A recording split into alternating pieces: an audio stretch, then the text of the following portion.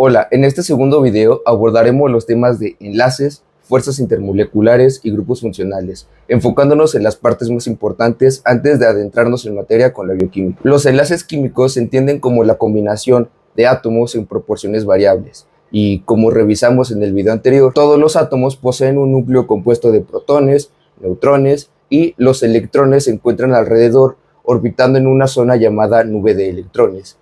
Esta se puede entender, aunque suene redundante, como el área del átomo en donde los electrones orbitan alrededor del núcleo.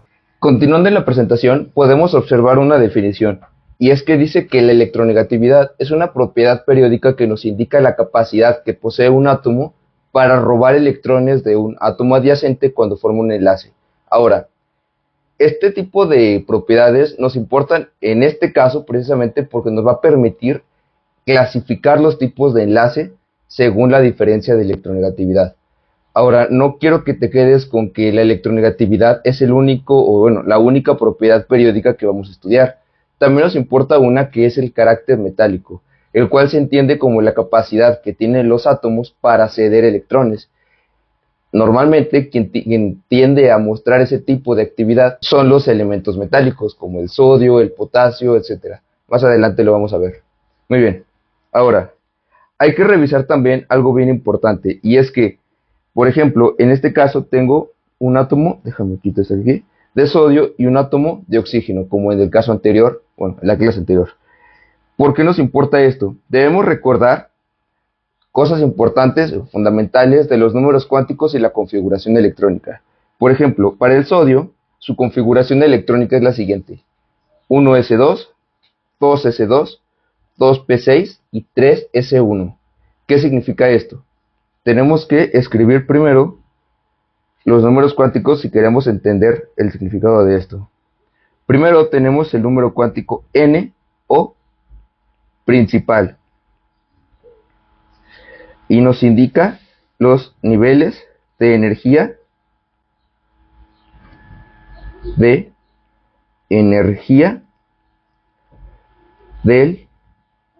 átomo y sus se movió esto y sus valores van de 1 al 7. Después tenemos el número que se llama L, lo escribí muy feo, L, que es azimutal, o como es el segundo número cuántico, también le podemos decir secundario. Y nos va a indicar la forma o el tipo de orbital, más bien, de orbital. Y aquí es bien importante hacer énfasis en que existen 4 tipos de orbitales esencialmente, que es el S, que es el P, el D y el F. Aquí le vamos a dar un valor a S de 0, a P de 1, a D de 2 y a F de 3. Esto solo es un recordatorio, realmente en bioquímica no me interesa que sepas tal cual cómo funcionan estas cosas. Ahora sí, después tenemos otro número cuántico que es el número cuántico magnético, que nos va a indicar precisamente el tipo de suborbital o nivel de energía, subnivel de energía que hay dentro del orbital. Este puede tener valores de 0, de 1, menos 1, hasta, vamos a ponerlo en orden, 0 y más 1. Podemos tener valores de menos 2, menos 1, 0, más 1, más 2, y podemos tener un valor que va de menos 3, menos 2, menos 1, 0, 1, 2, 3. Bueno, y en español, ¿qué significa todo esto? Nos interesa porque cuando vemos el átomo de sodio tiene 3 niveles de energía. El número que está a la izquierda es el número cuántico principal. Como te dije, nos indica los niveles de energía. En este caso tenemos 1, 2 y 3. Y si te fijas en el dibujo, en el diagrama de Bohr, tenemos 1, 2 y 3 niveles de energía. Después tenemos también las letras, el S, que nos indica En el primer nivel de energía, siempre en todos los átomos vamos a tener un orbital de tipo S, siempre. ¿Esto qué significa? Que en el primer nivel de energía siempre vamos a tener un orbital de tipo S. Ahora, ¿qué significa eso? Por ejemplo, si yo aquí tengo el átomo de sodio, vamos a cambiar esto. Imagínate que ya tengo el núcleo. Cambiamos el color del núcleo mejor por uno negro. Esta bolita que estoy dibujando es el núcleo. Ahí están los protones y los neutrones.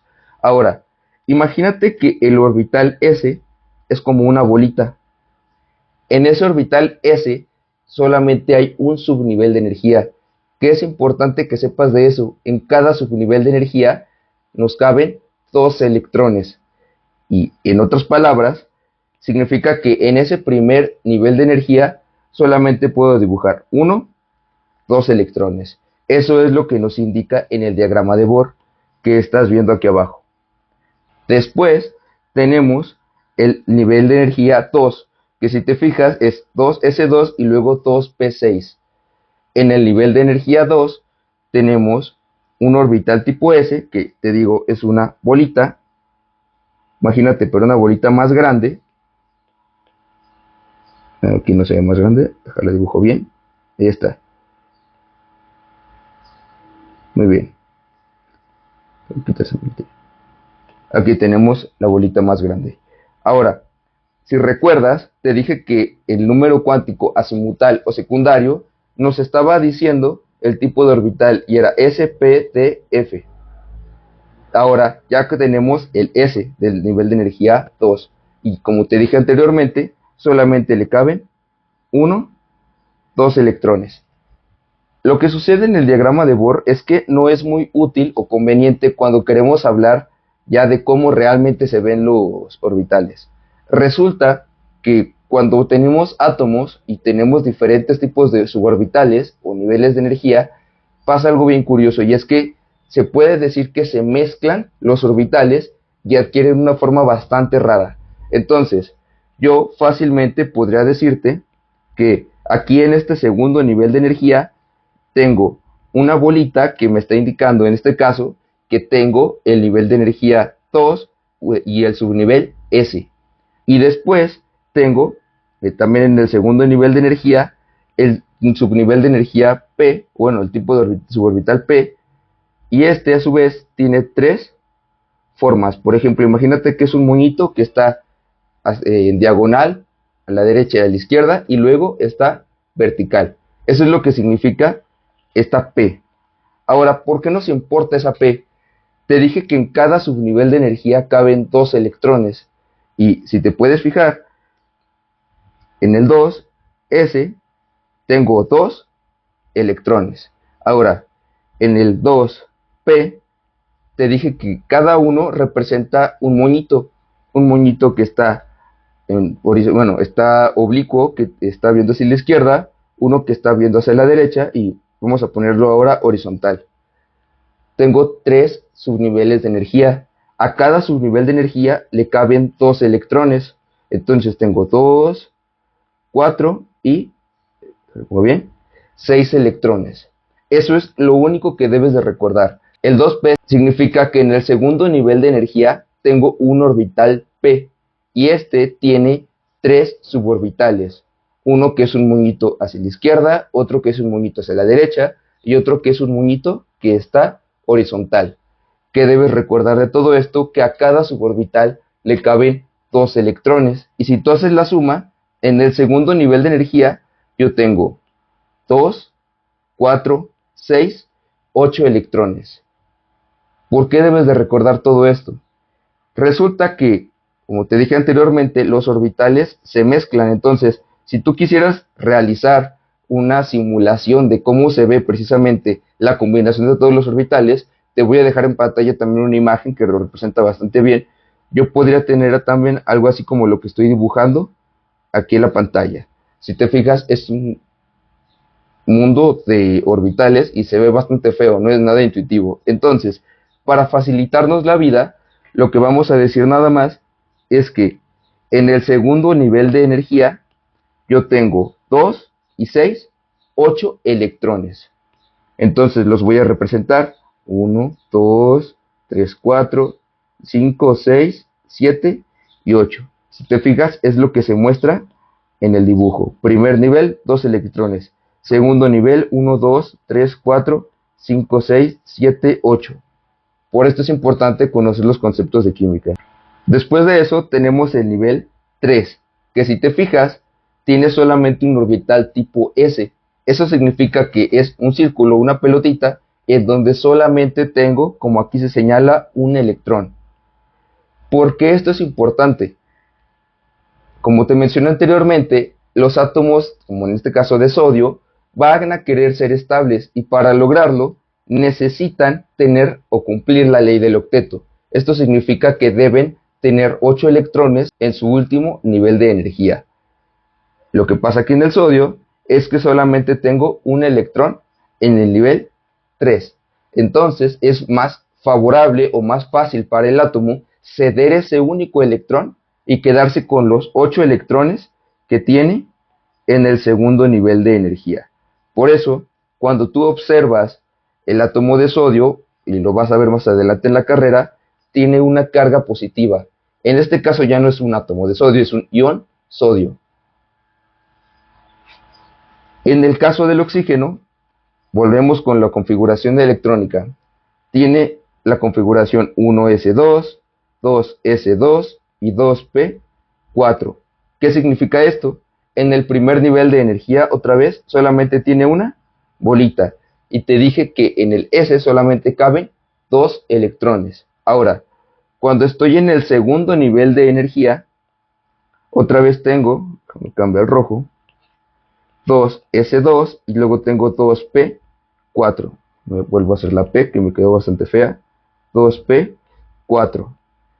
Seguimos estando en el segundo nivel de energía, pero en el orbital S, en forma de bolita, solamente caben 2 electrones. Ahora, en el segundo nivel de energía, en el orbital P, imagínate que otra vez tengo los moñitos. Uno de los moñitos tiene 2 electrones, otro tiene 2 electrones y el otro está vacío. Es decir, en su segundo nivel de energía, el átomo de oxígeno tiene 2, 4, 6 electrones. Entonces, le faltan 2 electrones para completar su octeto. ¿Cómo lo va a lograr? Bueno, si en el caso de sodio era complicado obtener 7 electrones, para el oxígeno no lo es tanto, solo le faltan 2. Entonces, en lugar de ceder 6 electrones, que aún así no cumpliría con la ley del octeto, lo que le conviene es tomar 2 electrones de otro átomo. Cuando lo logra, el átomo de oxígeno ahora ya tiene completo el octeto y su carga es de -2. Recuerda que la carga tiene que ver también con cómo está compuesto en el núcleo.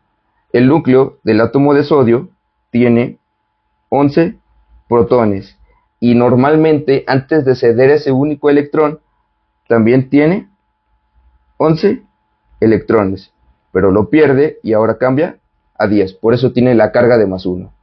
En el caso del oxígeno, este tiene 8 protones, déjame lo escribo aquí, en el núcleo, 8 protones, y normalmente antes de robar los 2 electrones, también tiene 8 electrones, pero cuando los roba ahora tiene 10 electrones y la carga pasa a -2.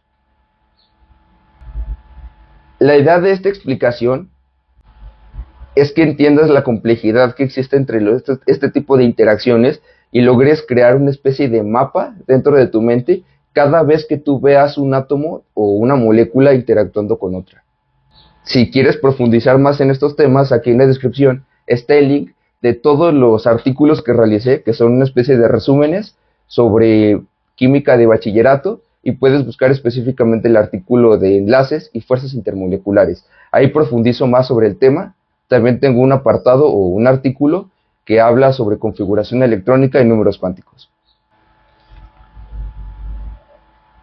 Ahora sí, vamos a hablar de los tipos de enlaces. El primer enlace que revisaremos será el enlace metálico. Ahora, vamos a pasar tantito a la tabla periódica y vamos a observar que existen varios grupos. Voy a utilizar el señalador. Ahora sí, Tengo el grupo 1A, 2A y luego aquí me paso a 3B, 4, 3B, 4B, 5B, 6B y así me voy hasta el 12B y luego continúo en el 13A. ¿Qué debes de recordar? El tipo de enlace metálico se da entre todos los elementos que van del grupo A, bueno, 1A, hasta el 3A. Todo el B también son puros metales. La única excepción aquí es el hidrógeno. El hidrógeno es una clase de impostor que más adelante hablaremos por qué, y ese se encuentra en la parte de los átomos metálicos, bueno, de los elementos metálicos, pero no es un elemento metálico, es un no metal que se comporta a veces como metal y a veces como no metal.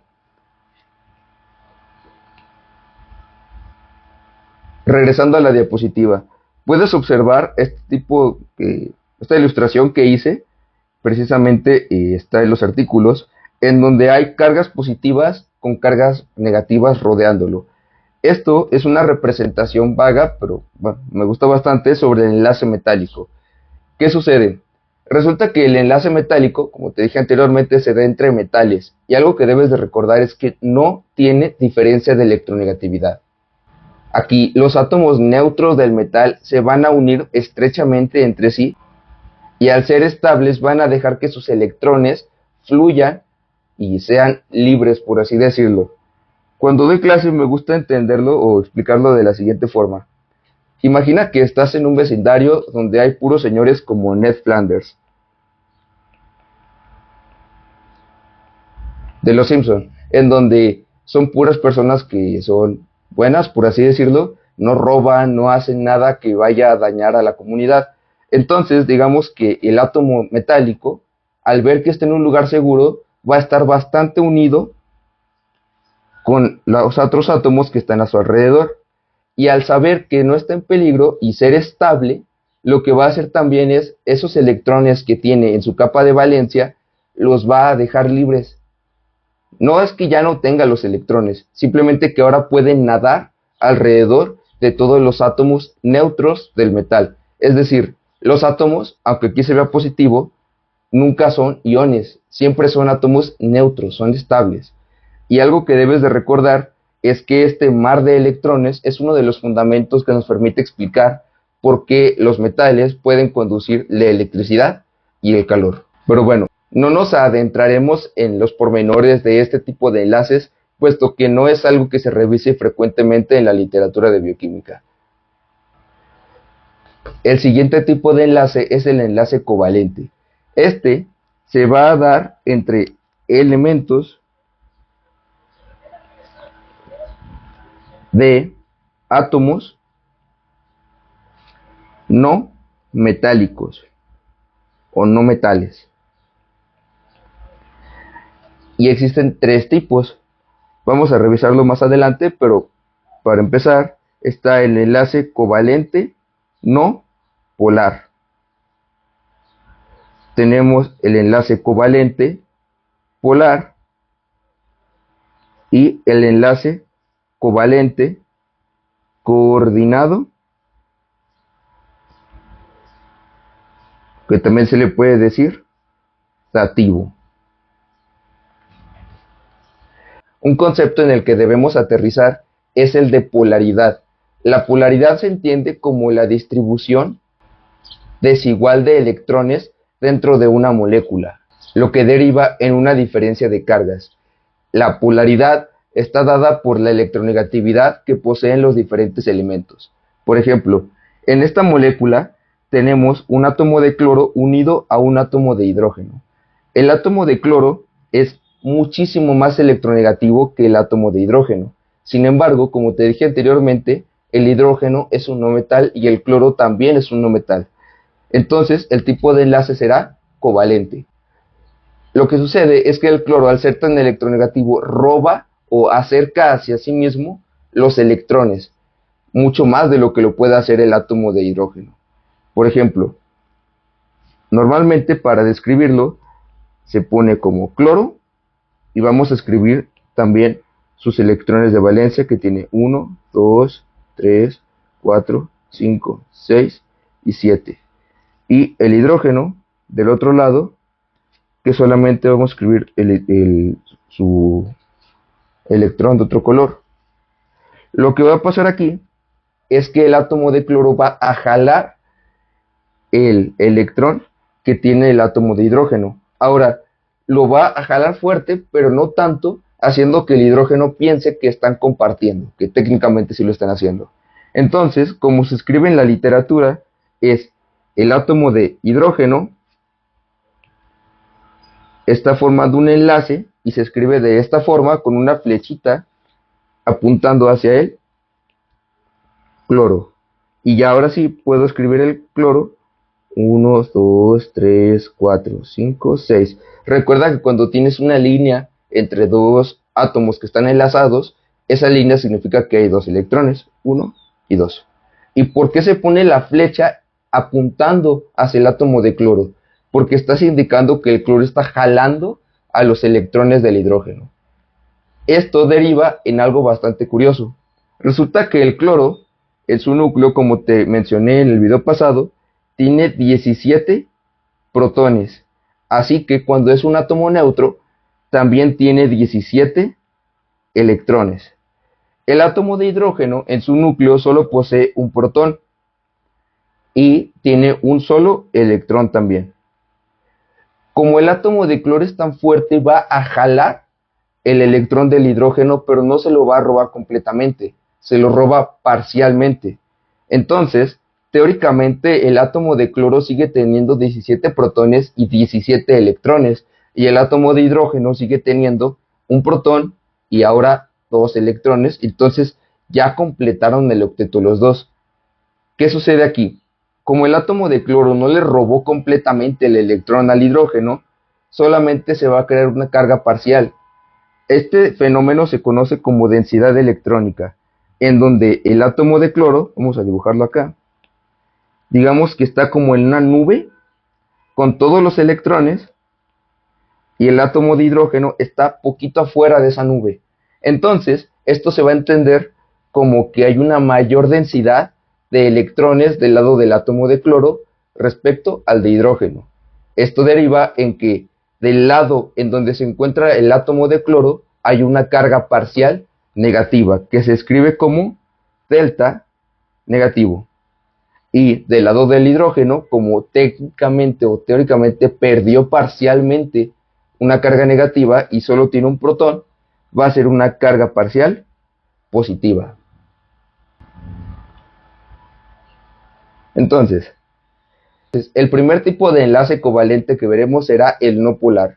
Este se va a dar entre átomos, lo escribo, del mismo elemento o entre átomos con electronegatividades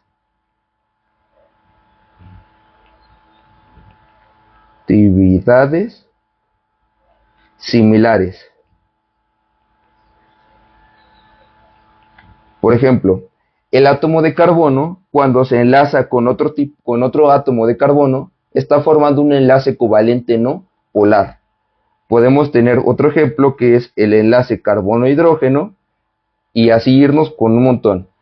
Porque esto es importante. Cuando estos átomos forman un enlace, hay una distribución homogénea de electrones alrededor de la molécula. Imagínate que, vamos a dibujar aquí un círculo.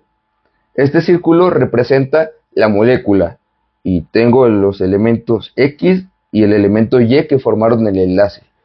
Cuando yo tengo un enlace covalente no polar, imagina que todos los electrones que están alrededor, que eran de cada elemento, ahora están orbitando alrededor de la molécula de manera homogénea, es decir, no hay ninguna región de la molécula que se haya quedado sin esos electrones.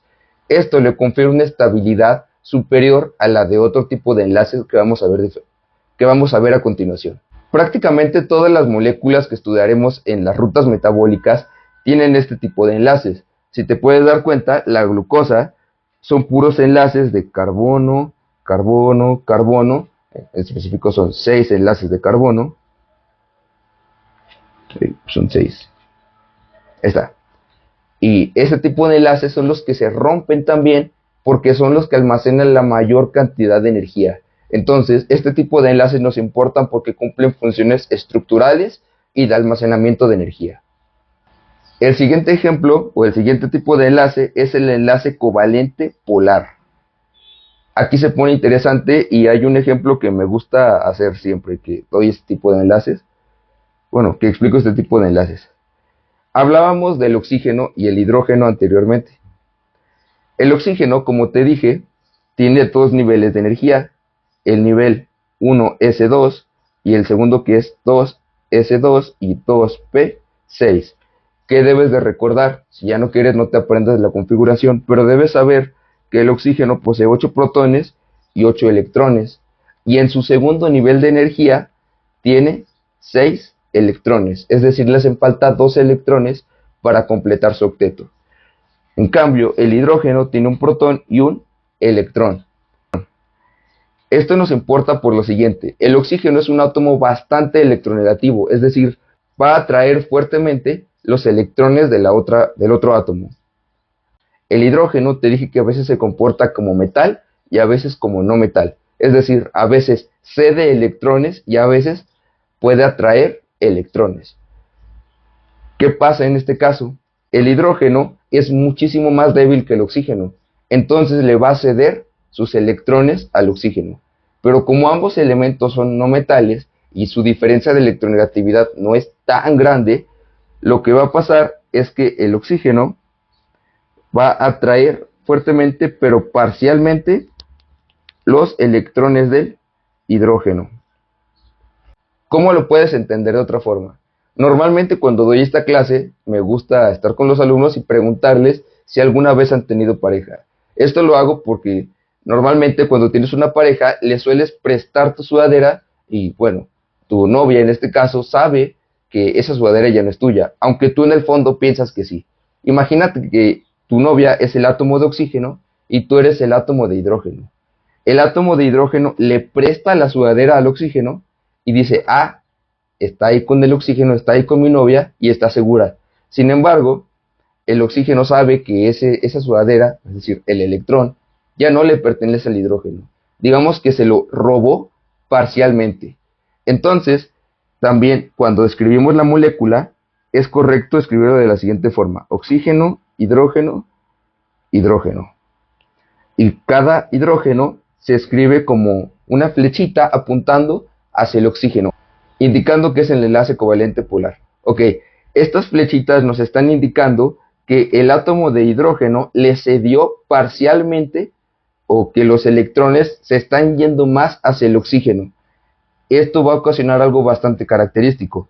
Imagínate que tu novia, el oxígeno, no solo te quitó a ti la sudadera, sino que tiene otro novio y le robó también la sudadera.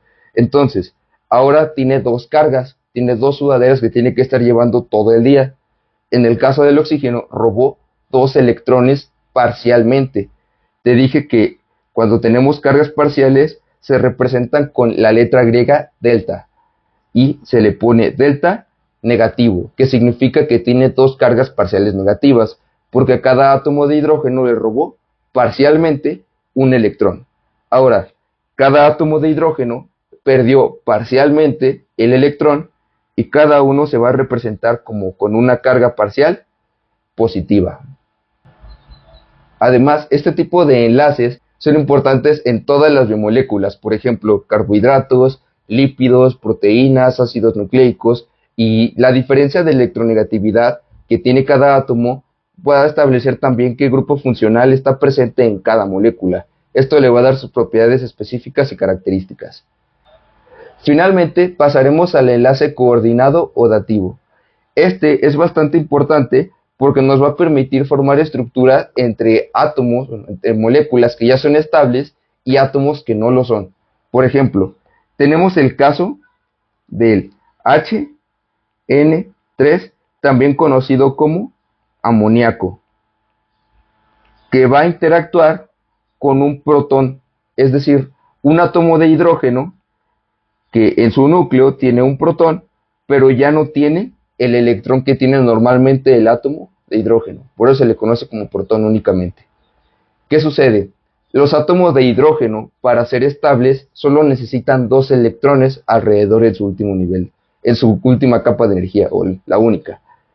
Lo que va a hacer el amoníaco es prestarle esos electrones, porque el nitrógeno ya es estable. Cuando está rodeado por los 3 hidrógenos, ya es una molécula que no necesita interactuar técnicamente. Sin embargo, cuando ve al hidrógeno, digamos que le nace prestarle ese par de electrones que tiene disponibles. Entonces, cuando lo hace, también se escribe la flechita indicando que le presté los electrones a ese protón de hidrógeno. Ahora, el resultado, no sé por qué no puse el corchete. El resultado es una molécula que se escribe como que se escribe como NH4 y se llama amonio y tiene una carga positiva. Ya para finalizar con los enlaces, vamos a hablar del enlace iónico. El enlace iónico se da entre un elemento metálico y un elemento no metálico. Y debes de recordar que este tipo de enlace consta únicamente de la transferencia del electrón de un átomo a otro. Hablábamos del sodio. El sodio, ¿qué quiere hacer? Ese último electrón que tiene en el tercer nivel de energía le estorba. Entonces, lo va a soltar y el átomo de cloro, que tiene 7 electrones en su último nivel y le hace falta 1, lo va a aceptar. El resultado de esto, déjame copio estas dos estructuras, una flechita. El resultado de esto es que el átomo de sodio pierde ese nivel de energía, ese tercer nivel de energía. Déjame lo borro bien.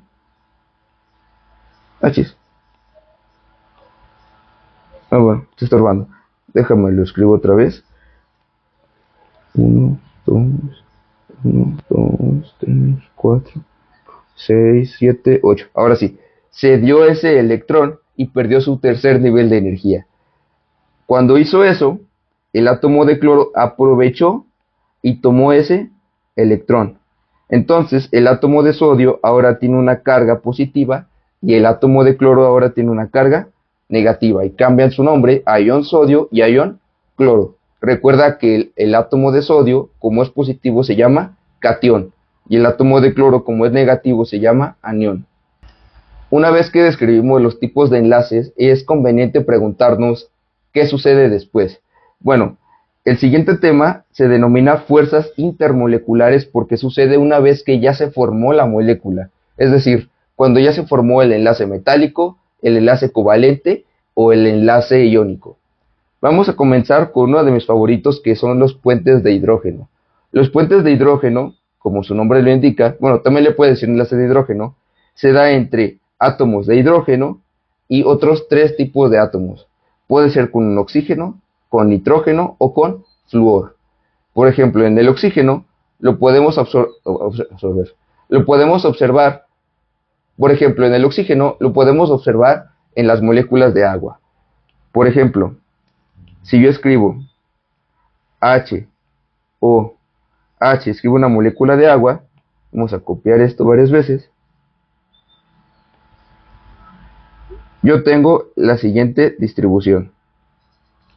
Ahora, te dije que cada átomo de oxígeno tiene tiene 2 cargas parciales negativas. Cada átomo de hidrógeno tiene una carga parcial positiva. Va a suceder algo bastante curioso. Cada átomo de hidrógeno puede interactuar con un átomo de oxígeno y lo va a hacer. Entonces, se va a acercar al átomo de oxígeno y van a establecer un puente de hidrógeno. Algo bastante característico y curioso de este tipo de enlaces es que duran picosegundos, es decir, en lo que se forma y se vuelve a romper el enlace de hidrógeno, pasa 1 por 10 a la menos 12 segundos, o sea, decir fracciones de segundos se queda corto. Es muy rápido este tipo de enlace. Ahora, normalmente pasa en esta cantidad de tiempo y dirás, ¿por qué importan si son tan débiles? Imagínate que se rompen y se forman, se rompen y se forman. Y si yo tengo un mol de agua, es decir, 6.022 por 10 a la 23. Ay, déjame lo vuelvo a escribir. Un mol, debemos poner agua, es decir, 6.022 por 10 a la 23 moléculas. Teóricamente, si yo lo paso a gramos, serían 17, serían 18 gramos, ya no sé sumar.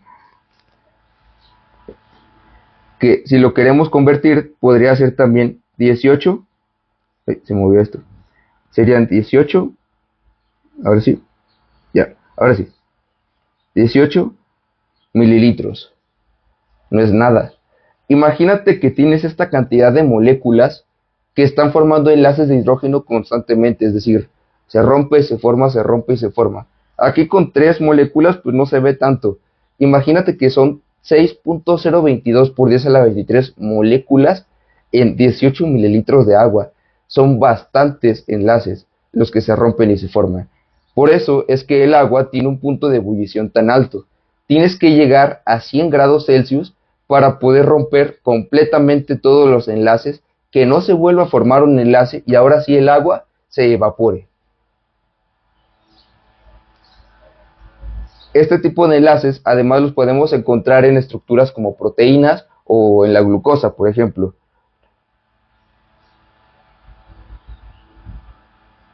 Bueno, aquí puse una reacción que es una reacción de hemiacetal. Esto ahorita no es tan importante, pero quiero que lo recuerden. ¿Por qué se llama hemiacetal?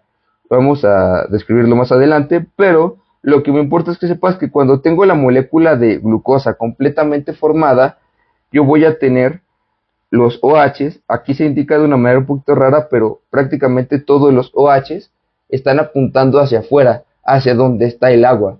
Es decir, todos los enlaces covalentes polares que están en la molécula de glucosa se van a encontrar orientados hacia el exterior y los enlaces covalentes no polares se van a encontrar dentro de la molécula, protegiéndose del agua. Porque los enlaces covalentes polares, casi siempre que los veamos en moléculas, van a estar formados por un átomo de carbono y un oxígeno. Esto es bien importante. Esto significa que cuando tengo carbono, oxígeno e hidrógeno, yo tengo la capacidad de formar puentes de hidrógeno. Entonces, ¿por qué la glucosa es soluble? Porque cuando pasa de la estructura de Fischer, que te fijas parece un esqueleto de un pescado, a la estructura de Howard, ahora va a pasar que sus enlaces covalentes polares se van a encontrar en el exterior de la molécula y van a poder formar enlaces de hidrógeno o puentes de hidrógeno, como le quieras decir. Este tipo de enlaces también están presentes en proteínas y en ácidos nucleicos, etc. ¿Por qué las proteínas son solubles? Porque sus enlaces covalentes polares se encuentran en contacto directo con el agua. Entonces, si tú quieres una proteína que no sea soluble, ¿qué necesitas? Que al exterior estén puros enlaces covalentes no polares. El siguiente tipo de interacción se llama interacción iónica y es lo que sucede posterior al enlace iónico. Recuerda que el enlace iónico solamente consta de la transferencia del electrón del átomo metálico al átomo no metálico. En este caso, el sodio le pasó su electrón al átomo de cloro. Cuando sucede esto, te dije que el átomo de sodio tiene una carga positiva y el átomo de cloro tiene una carga negativa. Cuando esto sucede, cargas opuestas se atraen, positivo con negativo se juntan y ahora tenemos la molécula de cloruro de sodio o sal de mesa.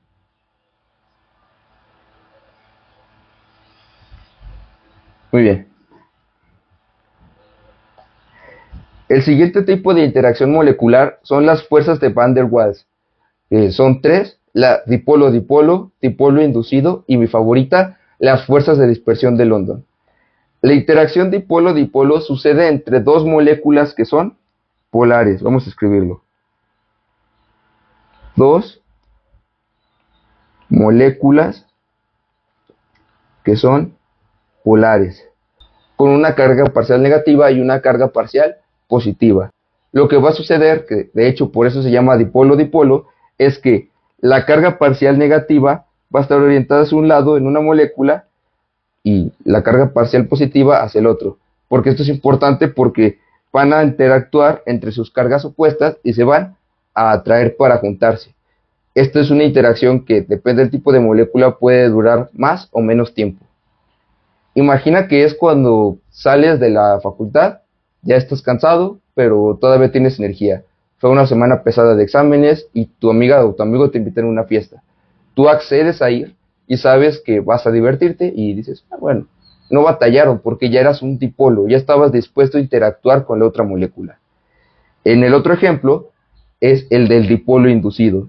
Imagina que tú ya estás cansadísimo, estuviste toda la semana en exámenes, solo quieres llegar a tu casa y dormir. Tus amigos te invitan a una fiesta y dices, no, la verdad es que estoy muy cansado y prefiero descansar. Lo que va a suceder después es que tu amigo te va a inducir a que salgas. En el caso de las moléculas, te dije que tiene la carga positiva de un lado y la carga parcial negativa del otro. Imagínate que eres una molécula que no es polar. Como te dije anteriormente, una molécula no polar tiene todas sus cargas negativas distribuidas alrededor de la molécula de forma homogénea.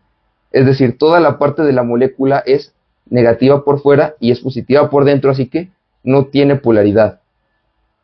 Pero pasa algo bien curioso y es que en las moléculas polares, si recuerdas, hay una región de la molécula que tiene una mayor densidad electrónica. Imagínate que esa molécula polar se acerca a la molécula no polar y se acerca del lado en donde tiene una mayor concentración de electrones. Los electrones con carga negativa se acercan a otros electrones con carga negativa. ¿Esto qué va a hacer? Que los electrones de la molécula no polar se desplacen un poco, es decir, se desplacen instantáneamente, se induzca un cambio de polaridad. Entonces, al hacer esto, déjame selecciono esto y lo duplico. Al hacer esto, déjame borro mi... no, mira, no es necesario. Déjame pongo esto aquí. Y déjame lo dibujo bien. Imagínate que cuando se le acercó ese átomo, esa molécula que diga,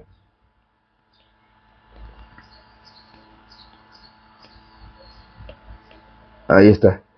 Cuando se acercó la molécula polar a la molécula no polar, desplazó los electrones como se ve aquí en el dibujo, y estos se fueron un poquito hacia el otro lado de la molécula y dejó desnuda una parte de la molécula que solamente tiene cargas positivas. ¿Cuál es el resultado? Que ahora tenemos una molécula polar y una molécula que era no polar que ahora se indujo a ser una molécula polar. Este tipo de enlaces duran bastante poco, pero es bien importante. Finalmente, mi favorito, las fuerzas de dispersión de London. Si recuerdas el concepto que te mencioné anteriormente, en donde las cargas negativas de una molécula repelen a los electrones de otra molécula, esto es prácticamente lo mismo, en donde tenemos puras moléculas que son no polares interactuando entre sí. Te dije que las moléculas no polares tienen alrededor una capa de electrones distribuida de manera homogénea. Imagínate que se van distribuyendo y se acercan una con otra. Déjame lo escribo con el apuntador láser. Y se van y se acercan. ¿Qué va a pasar? Exactamente lo mismo. Cuando esta molécula se acerca a la otra, la cantidad de electrones que tenía la primera hace que los otros se vayan. Y por un momento también crea dipolos inducidos. Es decir, tengo la molécula no polar acá, que como se acercó con tantos electrones, la otra molécula que era no polar, o le cambio el color, ahora se convierte en una molécula polar, porque cambia la distribución de los electrones y queda una zona desnuda de la molécula y y por un breve periodo de tiempo, ahora es una molécula no polar que indujo a una molécula no polar a ser polar. Ya casi para terminar, al menos la parte de interacciones intermoleculares, vamos a hablar de las interacciones hidrofóbicas. Estas no son propiamente un tipo de interacción molecular, más bien es un fenómeno termodinámico bastante interesante porque va a ser el que va a dictar el plegamiento, por ejemplo, de las proteínas y de la glucosa. ¿Por qué?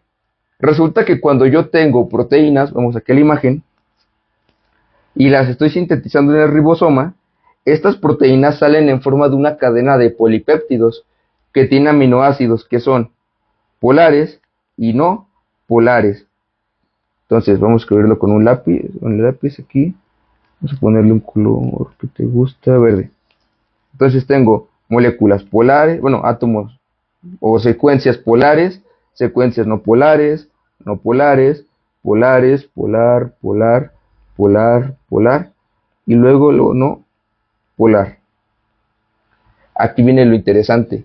Resulta que cuando estamos sintetizando la proteína, esta va a salir con diferentes tipos de aminoácidos, algunos que son polares, otros que son no polares, y al final la proteína se tiene que plegar. Imagínate que tienes una proteína de 200 aminoácidos. Sería bastante complicado poder formar una proteína completa y estar pegando pedazo por pedazo. Lo que se hace es algo bastante interesante, y es que vas a sintetizar aminoácidos en una secuencia específica para que cuando entren en contacto con el agua, automáticamente los aminoácidos que tengan las colas no polares se plieguen entre sí, se junten todo lo no polar y eso quede orientado hacia el centro, y toda la secuencia que sí es polar quede orientada hacia el exterior. Como podemos ver aquí en este ejemplo, te puse que todo lo polar era azul y lo no polar rojo. En las proteínas, cuando se pliegan, todo lo no polar queda adentro y lo polar hacia afuera. Por eso las proteínas pueden ser hidrosolubles. Ahora, esto es bien importante porque vamos a ver una cosa que se llama el pozo de energía más adelante cuando veamos el plegamiento de las proteínas. Resulta que cuando la proteína aún no está plegada, tiene un montón de energía y tú necesitas que la estructura final tenga muy poca energía para ser estable. Este fenómeno de las interacciones hidrofóbicas, en donde todo lo no polar va hacia adentro y lo polar hacia afuera en contacto con el agua, favorece que tú primero no uses tanta energía. Segundo, va a ayudarte porque como no usas energía, al final cuando tengas la estructura ya completada, tu proteína esté en un estado nativo completamente plegado y sea muy complicado que tú lo rompas. Es decir, tendrías que meterle muchísima energía o cambiar el ambiente drásticamente para que la proteína se pueda romper. Finalmente, me gustaría hablar de los grupos funcionales. El grupo funcional se puede entender como el patrón repetitivo de átomos que le otorgan sus características al grupo funcional. Por ejemplo, en los hidrocarburos, estos normalmente están formados por átomos de carbono unidos a más átomos de carbono y estos unidos a hidrógenos. ¿Por qué es importante? Primero, son importantes en la parte estructural de muchísimas biomoléculas. Ya te dije, ácidos nucleicos, lípidos, proteínas, etc. Específicamente en los lípidos, todas las colas que vamos a ver de los ácidos grasos normalmente tienen esta estructura. Esta. ¿Por qué esto es importante? Como te dije anteriormente, estos átomos, estos enlaces de carbono-carbono-carbono se llaman enlaces covalentes no polares. Una característica de los hidrocarburos es que son no polares y almacenan bastante energía. Entonces, cuando tú rompas un enlace carbono-carbono, vas a liberar bastante energía que en la célula se va a utilizar en forma de ATP. El siguiente son las funciones oxigenadas, en donde tenemos a los denominados alcoholes o grupos hidroxilo, que son los R, que la R puede ser un carbono, por ejemplo, y el OH, que es lo que realmente nos importa. Esto le va a otorgar polaridad. El oxígeno es ese amigo incómodo que va a hacer que todo lo que se acerque, casi todo lo que se acerque, sea polar. Entonces, si tú ves un OH en una molécula, Este OH va a permitir que la molécula sea polar y por ende puede interactuar con el agua o pueda formar enlaces. Por ejemplo, tenemos aminoácidos como la serina y la treonina, que además de su estructura general, tú puedes observar cómo tiene un OH. El OH en estas moléculas es bastante importante porque van a estar dentro de proteínas reguladoras. Es decir, por ejemplo, si yo tengo una proteína como... por ejemplo, si yo quiero activar una proteína, vamos a dibujar aquí una proteína. Vamos a ver aquí. Listo. Imagina que ya tienes la proteína. Y esa proteína, este color azul un poquito diferente, me va a representar a la serina o a la treonina. Yo puedo añadirle a esta serina o treonina un fosfato. Cuando yo le agrego el fosfato, o es decir, fosforilo, el OH de cualquiera de estos aminoácidos, es como un switch de encendido. Es decir, al yo agregar este fosfato a la serina o treonina de esa proteína, yo le estoy encendiendo. Y bien fácil, si yo la quiero apagar, basta con que yo solamente elimine el grupo fosfato. Entonces son como una especie de interruptor molecular para las proteínas.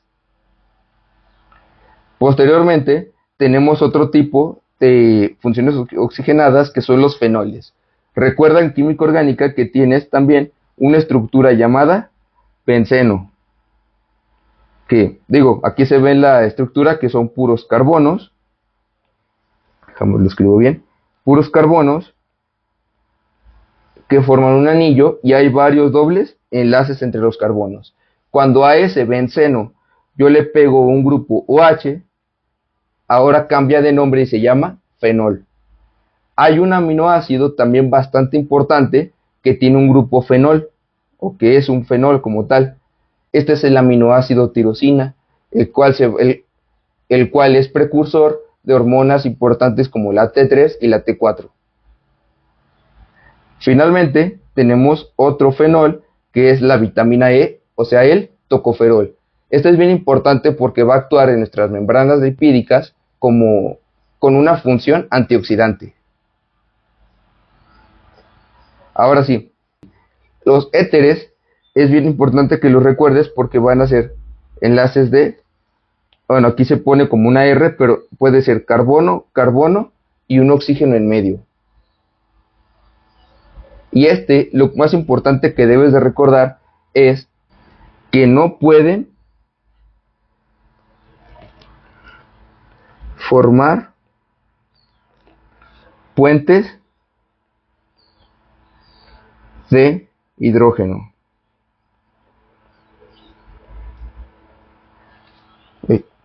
Recapitulando, dentro de las funciones oxigenadas tenemos el propio OH nada más en cualquier estructura que, por ejemplo, en la serina o la treonina se puede fosforilar y actúa como una especie de interruptor. Si yo fosforilo el OH, activo a la proteína. Si lo desfosforilo, apago a la proteína. Después tenemos a los fenoles, que es un benceno con un OH, y dos ejemplos son la tirosina, que es el aminoácido precursor de hormonas como la T3 y la T4, y tenemos la vitamina E, el tocoferol, que es una vitamina que tiene función antioxidante en las membranas celulares. Finalmente, tenemos los éteres, que la parte más importante que debes de recordar, al menos ahora, es que no pueden formar puentes de hidrógeno, es decir, este grupo funcional no es polar. Continuando con los grupos funcionales, vamos a hablar del grupo carbonilo, que se puede entender como una R, que puede ser un carbono o cualquier otro átomo, otro carbono unido por un doble enlace a un oxígeno y luego con un enlace simple a un hidrógeno. El más representativo y el que seguramente has visto durante toda tu vida es el grupo aldehído que está dentro de la glucosa. Podemos observar que todo el resto del esqueleto de la glucosa es la R, y ahora sí está el carbono unido por un doble enlace al oxígeno y un enlace simple al hidrógeno. Después tenemos el otro grupo que se llama cetona. La cetona también un enlace, ¿sí?, doble con el oxígeno, rodeado por dos grupos, R. También hay que recordar, grupo carbonilo engloba al aldehído y engloba la acetona. Finalmente tenemos al grupo carboxilo, que otra vez la R, que puede ser cualquier otra cosa como carbonos, doble enlace con oxígeno y un hidrógeno, que se puede escribir como carbono, así, y OH. ¿Qué debes de recordar del grupo carbonilo? ¿Qué debes de recordar del grupo carboxilo? Pues que está presente, cambio la pluma, presente en los ácidos grasos. Es decir, yo tengo carbono, carbono, carbono, carbono, carbono, y al final del ácido graso yo tengo una cosa que le digo cabeza, por ejemplo, y es un COOH. Esto es importante porque va a ser el que permite formar estructuras más complejas como los triglicéridos, que el nombre correcto actualmente es triacilgliceroles.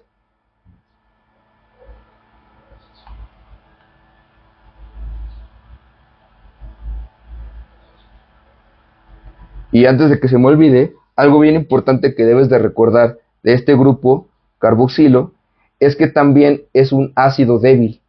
Es decir, cuando tú metes una molécula que tiene este grupo funcional en una solución acuosa, va a donar este hidrógeno. Esto significa que va a hacer RCO negativo. Y cuando haga eso significa que donó ese hidrógeno, donó el protón. Cuando yo dono hidrógenos, me estoy comportando como un ácido. Entonces, por eso se dice que el grupo carboxilo es un ácido, específicamente un ácido débil. Cuando entremos a la parte de proteínas, específicamente con la titulación, ya profundizaremos más en qué significa esto y cómo lo logra. Ya casi para finalizar, bueno, algo importante también antes de olvidarlo, es que si queremos hablar del grupo aldehído, también hay que mencionar que la vitamina A posee este grupo aldehído. Vamos a escribir aquí, tiene un carbono, hidrógeno y un doble enlace con un oxígeno. Ahora sí, vamos con los ésteres. Te hablaba de los triacilgliceroles. Fíjate que el R en este caso me va a hacer referencia a todos los otros átomos de carbono que no estoy escribiendo. Y luego tengo un carbono, doble enlace con oxígeno, y luego un oxígeno y otro carbono. Esto de COC, así como se ve todo esto, me está representando un grupo funcional que se llama éster.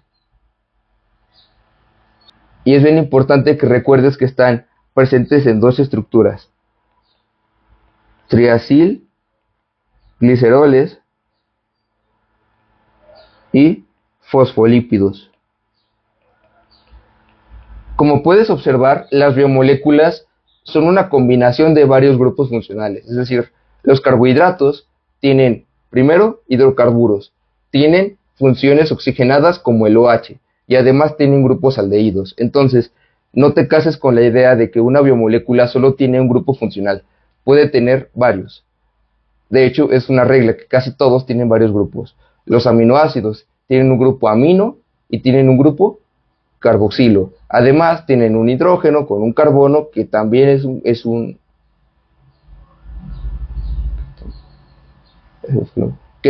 un hidrocarburo, y tiene la cadena lateral que puede tener un sinfín de grupos funcionales. Ya casi para finalizar, vamos a hablar de las aminas. Las aminas consisten en un átomo de hidrógeno unidos a alguna combinación de carbonos e hidrógenos. ¿Y cómo se escribe? Normalmente lo vamos a representar como R, nitrógeno, hidrógeno y otro hidrógeno.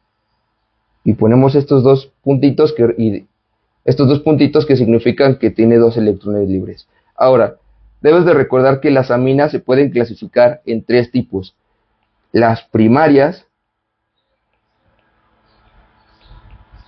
que son la cadena lateral, el R, que puede ser lo que sea, un nitrógeno y dos hidrógenos.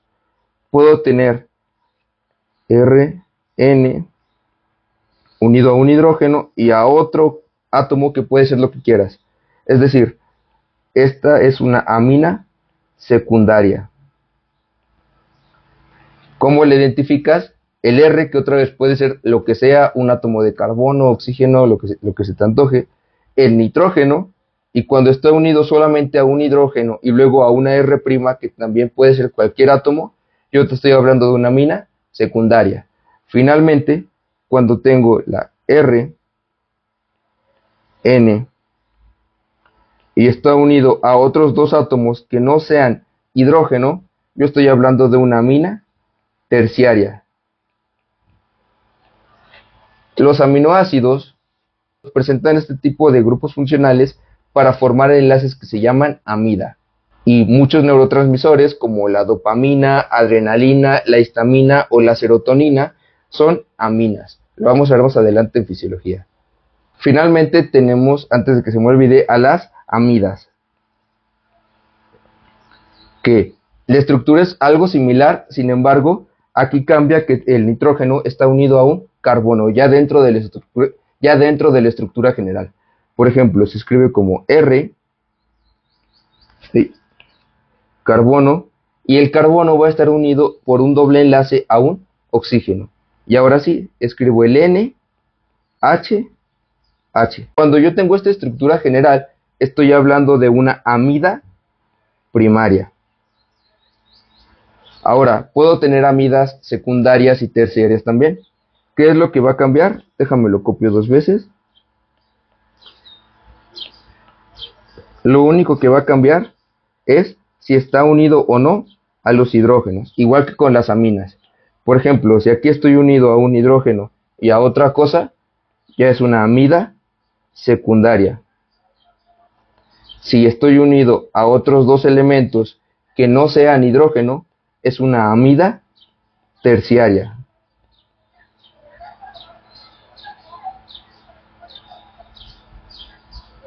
Como te mencioné anteriormente, los enlaces peptídicos, es decir, entre dos aminoácidos, forman un enlace que se llama amida.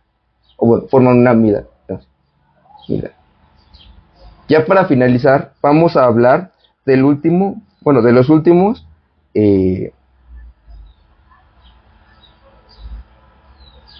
Ya para finalizar, vamos a hablar del penúltimo grupo funcional, que son los haluros de alquilo. Estos son grupos químicos caracterizados por formarse por un alcano, hidrógenos y algún halógeno. Es decir, yo puedo tener un carbono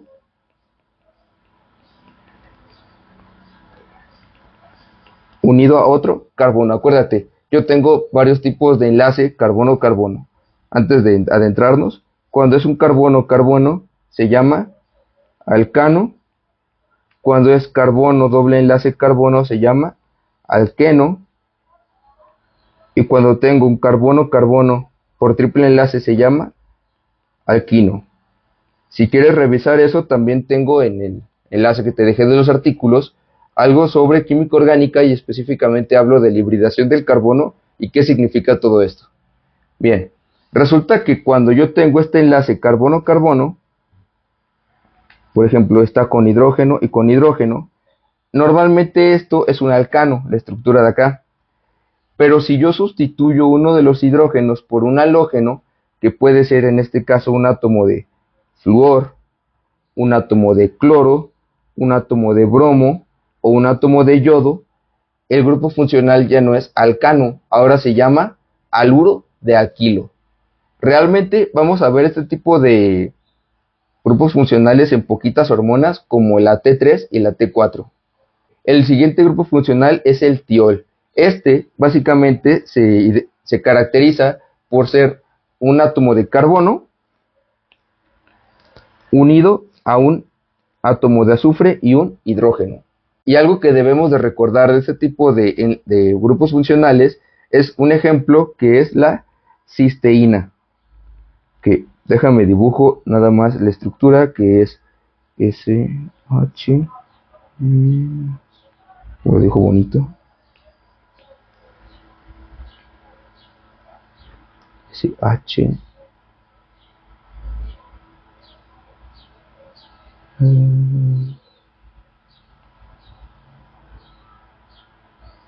Oxígeno y OH. Sí, muy bien. Es la cisteína, un aminoácido que está presente en muchísimas proteínas y específicamente en la albúmina. Además, cuando la cisteína se une con otra cisteína, forman una molécula que se llama cistina. Al enlace también varias bibliografías suele denominar con el mismo nombre. ¿Qué más debemos de saber? Este tipo de enlaces están presentes en moléculas como el glutatión, que es una enzima que te va a ayudar contra el estrés oxidativo. Es decir, va a eliminar radicales libres para que tu cuerpo esté protegido. Además, tenemos otra estructura que es la coenzima A, la cual revisaremos en las vitaminas hidrosolubles, que debes recordar que en la coenzima A también hay un grupo tiol, es decir, un carbono unido a un azufre con un hidrógeno. Este es el final de la segunda parte de Generalidades de Química. Agradezco su atención y espero que todo lo explicado haya sido de ayuda. Recuerda que si quieres apoyar la producción de este tipo de videos, me ayudarás bastante con una donación a la siguiente tarjeta. Todo el dinero recaudado será utilizado para mejorar la calidad del canal, buscando dar la mejor información para facilitar el entendimiento de la materia. Gracias.